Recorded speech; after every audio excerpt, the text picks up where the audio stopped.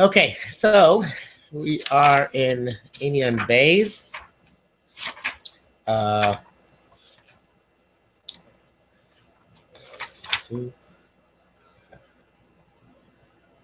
we're in Dalit. And we came last week, we had this very wonderful chiddush about the between Malchios and Amamim. And the first of the Malchios, which tried to subjugate the Jews, is Mitzrayim. And the first of the Amamim, which came to destroy Israel, is Amalek. So there are two types of first players: one to subjugate and one to annihilate the kedusha, so to speak. And we said that our golus today is called golus Romi, and it's Rome is it's he says that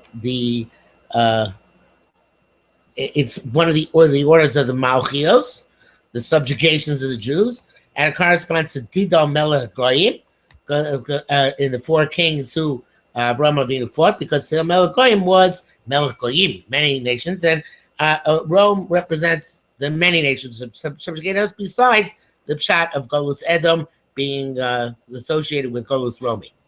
And now we're in Dalit, page Lamed Vav. We name the Vakesh as Haschalosa Shel Edom, B'Sor B'Tar Sholachas Terunya. If you look for Edom's beginning as one which sent a prosecution against Am Yisrael, Nimtzok Haschala Shel Terunya, at the beginning of this Edom process, was the time of the Persian kingship. Kol Megillas Esther B'Niyah Terunya Shel Amalek Sheshalach Elach Hashverosh. So Amalek and Edom, of course, are associated, and Edom it manifests itself in Amalek, and specifically in the prosecution that Haman sent to Achashverosh. Shemimei Moshe V'Nevim bought Amalek Batzmo Lilachem Yisrael. In the prior days, it was a direct fight between Amalek and the Jewish nation in open warfare between the two.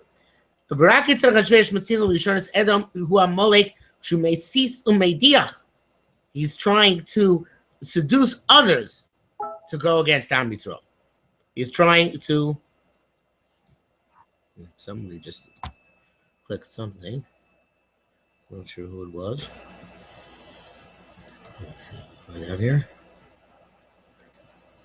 I don't know. Okay, maybe somebody joined, maybe not. But be that as it may. So here's the first one. Amalek at the time of Achashverosh, this was the first time they tried to get others to join in the fight, or actually to wage the fight by proxy for them. But this was only limited to Persia itself, not to, which of course, so limited to 127 states, but was limited to Persia itself at the time. And the Golus continues and deepens. Until the fourth Golus should be Golus Senu Kayom, which is our Golus today. Until this very day, Edom Kosev Truni Cholamim, Edom Latito Melagoyim is still trying to persuade others to try and overwhelm us. Vein Shum Gvul Chotzeitz Bada Truni Shalo, and there is no boundary which stops that Trunia, Tidal Melagoyim. And I'm not sure exactly, what Rav Putner could be referring to historically. In his time, maybe there was still some idea of the Vatican being Edom, but I don't think we have that concept anymore. Obviously, there are, maybe we would say the UN is Edom. I don't know how we fit in the theory with the practice, but somehow Edom is the idea of nations encouraging each other. It once was the specific nation of Edom encouraging others to persecute the Jews, not just to persecute on their own. Hey, B'Zoyi Etzleinu, Hablita Yisera. This is the special emphasis which you feel in this statement. Hakasuv of the pasuk Harashis Goyim Amalek B'Chisra. The Avei Amalek is the first among nations and the last to be destroyed. Lamar Meaning, somebody's trying to text me something here. Let me just see if I can find out where.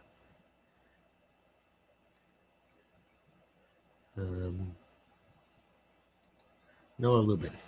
Yes. No links to anywhere. Why did you say that, Noah Lubin? Let's try this again.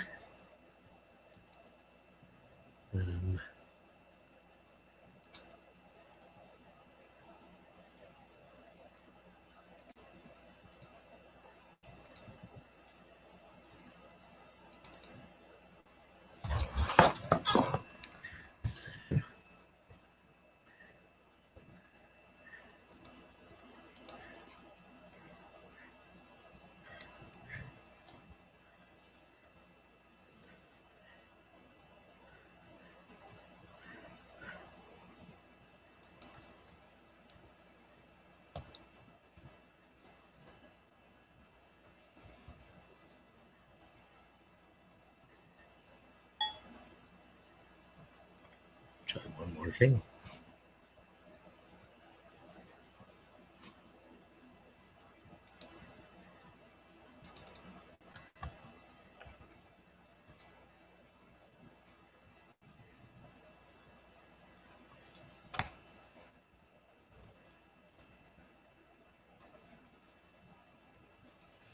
Okay.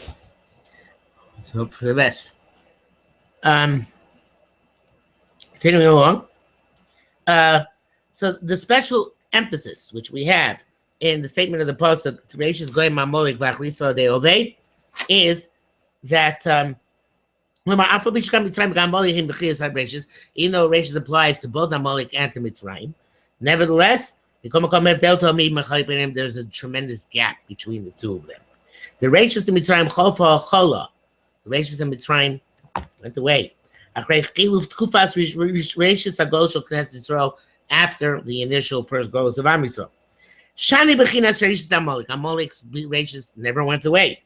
Sha'afal Pishu Ma'aveh Bechinas Rashis, even though he's the first Lifnei Yashiv Amin beforehand, become levels of Mafia Shu B'Toras Achron Shal Arba Malchios. He also appears as the last among the four Malchios as well. In other words, Edom being Amalek.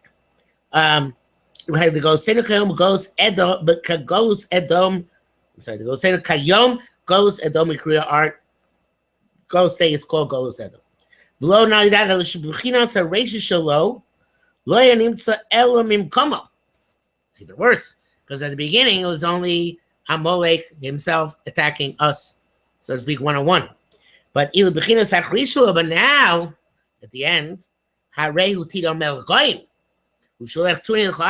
He sends this vicious message to promote others as well. Reshis goyim Amalek v'achrisol de'aved. Klomar, meaning he's Reshis l'shiva amomim.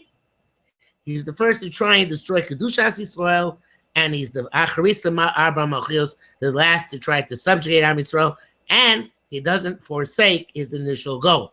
So therefore, he subjugates with the quest to annihilate. The Chalami Darshu. Esther min Torah minai. Chalami said, where do we know Esther from the Torah? Vanochi Aster Astir. Chukosai. Vanochi Aster Aster Panaim Yomur Kol Rosh,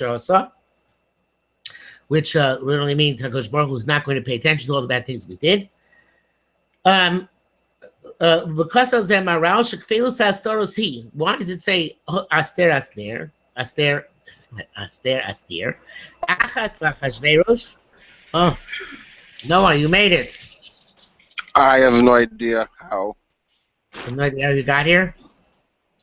Huh? You have no idea how you got here? I clicked on the 74 times. And the 74th time it worked. Yeah, so 74 is my lucky number for today. Okay, fine. That's much of odd. Keep doing it until you reach it. Okay. So we're up to Vav. If you have the handout from last week, the same one. Otherwise, it's on the. You see the chat on the side. It's in the chat. So Chomim Darshan Onoch Haster Esther Minayin Shem Rabbanah Haster Astir. Because of Maral, Shekfil says see the duality of concealments here. Achas lachashverosh, achas lahaman. They was a perish. What does it mean? Shari ikras Torah he both saw gezerah shel lashmid arog labeid. The primary concealment was the gezerah of lashmid ularog labeid, not the gavra, the two gavras, the chefza, right? The gezerah. Who cares how many people are involved? No, this is what we're saying. The Malchus and Amimim joined together. Those both came together. This is how Hashem conducts his Hashgacha on Am Yisrael. Sometimes this Hashgacha is hidden. It's because of the Malchios, which conceal it. Pamin, he says in Shlita and so it says the nations which conceal. It says Esther Hoya Helem Besoch Helem. Concealed in the concealment, Esther Aster, meaning there was Achashverosh, who was the Malchus aspect of this Golus, and it was Haman who was the Am aspect of this Golus. Achashverosh was, they both were part of the decree. In the end, they combined forces, but the Malchus was coming more from the subjugation part, and the Amim more from the spiritual or physical annihilation part. And they joined together for the first time. In other words, Shivas Amimim and Amalek in the past functioned independently. They were fighting against Am Yisrael. They were not subjugating Am Yisrael. Whereas Malachim also functioned independently. They're trying to put another governance over the Jewish people. It's the first time when the governance comes together with the popular opposition and links forces, which makes this decree much more powerful than any decree which happened in the past. It's much more difficult than an outright war, and much more difficult than a power which colonizes or suppresses you. This is the combination of the two. And the Maharal finds a source for this, almost at the end of the Megillah, Esther's Kol Tokef. Esther wrote all the strength of everything which went on. Rashi took Foshel Nes, the strength of the miracle, Nes Haman b'Nes Achashverosh. We learn from this, if the issue would have just been Achashverosh, because Lo Yakan Ela Nes Bistam. It would only be just one miracle and not a Tokef miracle, not a powerful, strong miracle. Also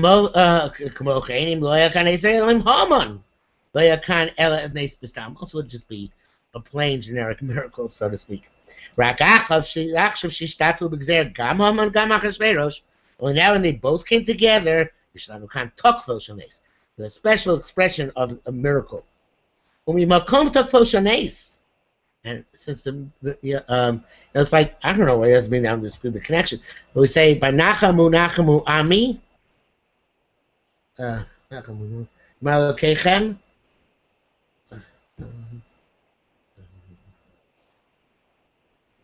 How's the rest supposed to go? Blank out. Nachamu Ami Malakechem. It's Nachamu because it says by Yerushalayim Chet Chot by Yerushalayim. So Yerushalayim was no, it's also the two things. Because I'm blanking outside in the pasuk right now, and don't worry, go look it up. But something that says Yerushalayim was Loksa B'Kiflayim. It was Chet B'Kiflayim, Chet Chata, and it was like a B'Kiflayim. I don't remember the correspondence to that. And the Chama is B'Kiflayim. Everything is double.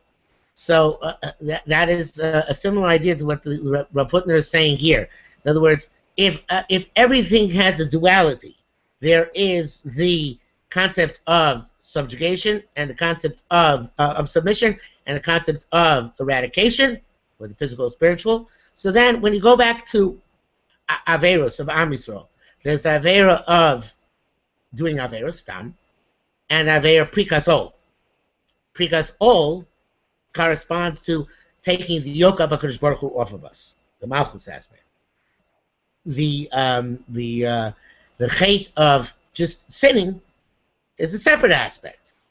And that corresponds to the Am aspect. Am Yisrael's nature as a nation is undermined if it's not going to do what HaKadosh Baruch Hu wants it to do. But it's not necessarily prikasol. It's like kind of like a mumar, roughly analogous to a mumar l'te'avon and a mumar l'hachis. Mumar l'te'avon, he goes against what he's supposed to do as a holy Jew.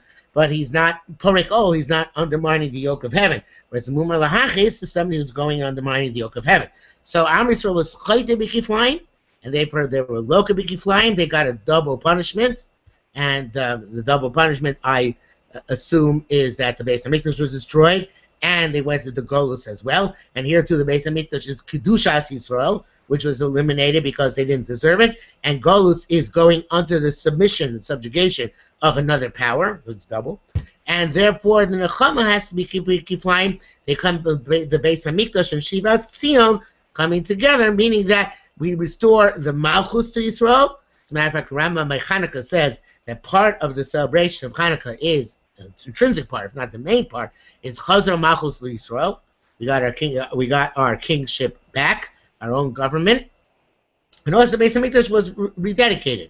So there's also in Chanukah we have this notion of Nechama b'kiflayim, but certainly when Yeshayahu is being not menabe, he's prophesying the future redemption, he's telling us that there's going to be a double redemption. So there's always these two aspects, the Malchus aspect and the Am aspect.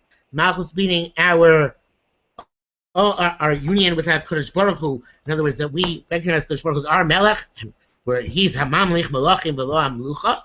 He is the one who makes kings kings, and he has the ultimate governance until we're Poriko, until we try and remove that yoke from upon us.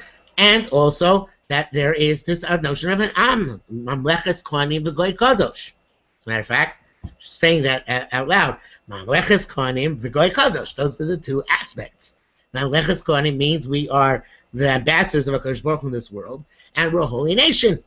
Malchus and Am. So this thing which Rav Hutner says, specifically over here, it has very far-reaching ramifications. I don't know. I'm not sure we have to say that he thought about them. There's only an Achron, not a Rishon, but there's a lot of expansion where one can take this concept which he brought up here. And that's Tukvo, Shaldeis. The duality, the double quality, which stretches in two directions, Malchus and Am. Ches. The Katav Imanus Advash Vesacholov, and here we test the taste of milk and honey. Honey and milk. That's a basket. I don't know why he changed it. It was I've never noticed that before. Suppose it says Eretz Zavas Chalav Udvash. First comes the milk and then the honey. Yes, first you have honey and then the milk. Maybe there's some profound significance in that, but I can't. Nothing comes to mind offhand. Hagonus Tachs L'Shon Parsi Shel Tevaspur. So there's honey and milk under the inclusion of the Persian word pur. Hapipil pur hu ar gorali fnei Haman. Klamar, meaning ha'oketz shomer, the sting of this event. Ubezeh was in that Shamon Amaleki Asagan kan goral parsi. He went to the Persian way of functioning. He didn't stay true to his Amalekite roots. He also caused the Paras situation become part and parcel of his persecution of the Jews. Kikano escholish Amalek b'Torah sholech terunyo tidam melkoim. It's the first time when Amalek is including others and trying to persuade others to go against us. Slav, a cross. Shalamamim malchios. That is obviously not just a coincidence. He used the word Slav. He intends to refer to the cross which represents Golus Edom. Hastara b'toch hastara. Concealment within concealment. Mikan tokvo shel nesu gila gaba gilui. So therefore the revelation is a revelation on top of a revelation. So I have to expand this, I think, a little bit. Pur hu agorol lifnei Haman. Right? The pur is the gorol in front of Haman. So saying pur agorol is like saying the lottery is the lottery. So what's this? So the Maharal's saying that the significance is the combination of the Persian persecution with Amalek's normal persecution. Now, Amalek's normal persecution is Gorol, that Amalek believes that there is no there is no destiny, there's no, I should say, there's no manifest destiny that Jewish people have. Everything is luck, everything is just being in the right place at the right time, and therefore Gorolos lotteries are significant. But besides that, besides Amalek's intrinsic opposition to the Jewish people and its notion of manifest destiny and divinity, he decided also we're going to include the Persian aspect, which really, in and of itself, had no bone to pick with the Jewish people, other than Achashverosh wanted to be king over the entire world. So therefore, he includes. It's important to say Purhu HaGorol, that there was an aspect of Persia which blended with Amalek, which made this thing come to become what it was. B'chol Torah test. B'chol Torah medubar rak o al simcha or mishnah. We either have simcha or mishnah. We don't have both. V'rak b'Purim medubar gam al simcha v'gam al mishnah. Only Purim has both the simcha and mishnah, both. Gam al simcha mishameshes the chifa legilui. The simcha also is an impetus for revelation. That's the simcha is something which is supposed to bring about the inner essence of a person, and avoid is Hashem.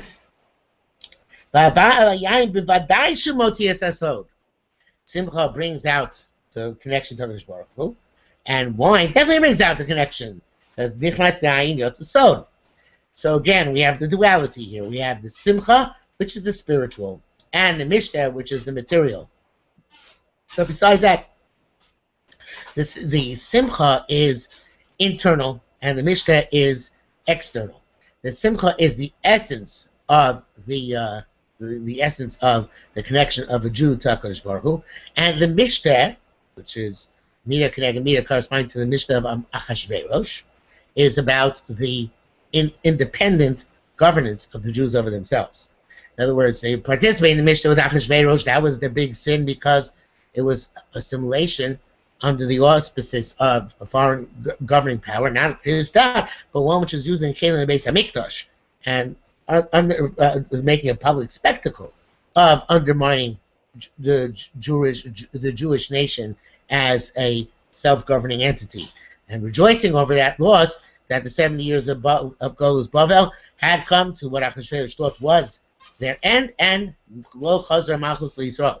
Malchus didn't come back. So therefore, he made a mishnah. Again, it's going to the Medrash, of course, but according to that Medrash, the idea was that he was making mishnah on the downfall of Malchus Yisrael. Makes sense, because he was Achashverosh, and that was his interest. And the simcha, Haman couldn't stand the simcha which the Jews had over Mordechai. That was like his tremendous the chashivas of Mordechai in the beginning was grated on his nerves, and the simcha over Mordechai at the end was the downfall of Haman.